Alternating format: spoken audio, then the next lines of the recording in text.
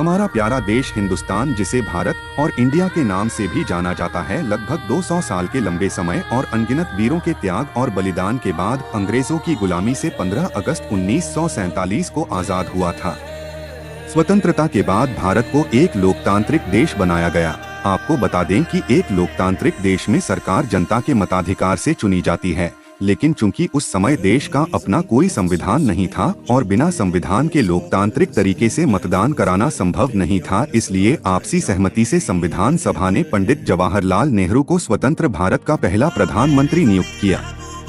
साथ ही देश का संविधान बनाने की जिम्मेदारी डॉक्टर भीमराव अंबेडकर के अध्यक्षता वाली कमेटी को सौंपी गई। डॉक्टर भीमराव अंबेडकर की अध्यक्षता में 26 नवंबर 1949 को स्वतंत्र भारत का संविधान बनकर तैयार हो गया, जिसे 26 जनवरी 1950 को लागू किया गया। 26 जनवरी 1930 वह दिन था जब संपूर्ण आजादी की मांग की गई थी, इसलिए 26 जनवरी के दिन ही संविधान लागू किया गया। तत्पश्चात 25 अक्टूबर 1951 से 21 मार्च 1952 तक लोकसभा की 489 सीटों के लिए चुनाव कराया गया, जिसमें भारतीय राष्ट्रीय कांग्रेस 364 सीट, निर्दलीय 37 seat, communist party of India 16 seat, socialist party 12 seat, Kisan Mazdoor party 9 seat, peoples democratic front 7 seat, Ganatantra Parishad 6 seat, Hindu Mahasabha 4 seat और अन्य ने 34 सीटों पर जीत दर्ज किया और पंडित जवाहरलाल नेहरू भारत के पहले निर्वाचित प्रधानमंत्री बने। तो चलिए अब हम आपको मिलाते हैं भारत के प्रधानमंत्री पद को सुशोभित करने वाले सम्मानित नेताओं से एक। पंडित जवाहरलाल नेहरू। पंडित जवाहरलाल नेहरू का जन्म उत्तर प्रदेश के इलाहाबाद में 14 नवंबर 1889 को हुआ था। भारत की आजादी के बाद संविधान सभा द्वारा उन्हें 15 अगस्त 1947 को भारत के पहले प्रधानमंत्री पद पर नियुक्त किया गया।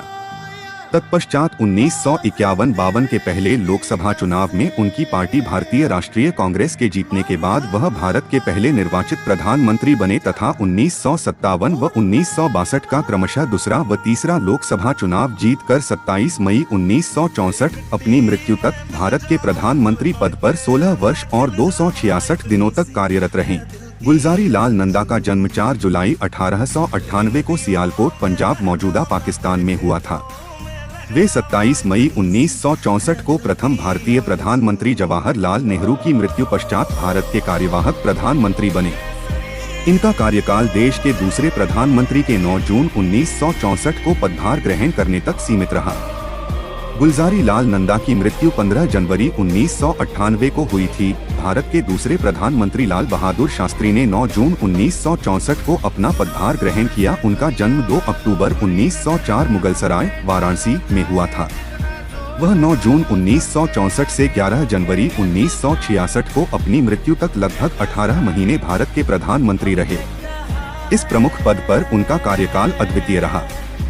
शास्त्री जी ने काशी विद्यापीठ से शास्त्री की उपाधि प्राप्त की। भारत की स्वतंत्रता के पश्चात शास्त्री जी को उत्तर प्रदेश के संसदीय सचिव के रूप में नियुक्त किया गया था।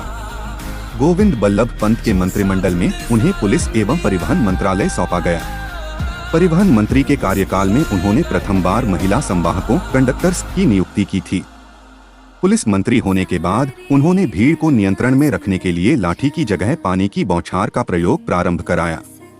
1951 में जवाहरलाल नेहरू के नेतृत्व में वह अखिल भारतीय कांग्रेस कमेटी के महासचिव नियुक्त किए गए। उन्होंने 1952, 1957 व 1962 के चुनावों में कांग्रेस पार्टी को भारी बहुमत से जिताने के लिए बहुत परिश्रम किया।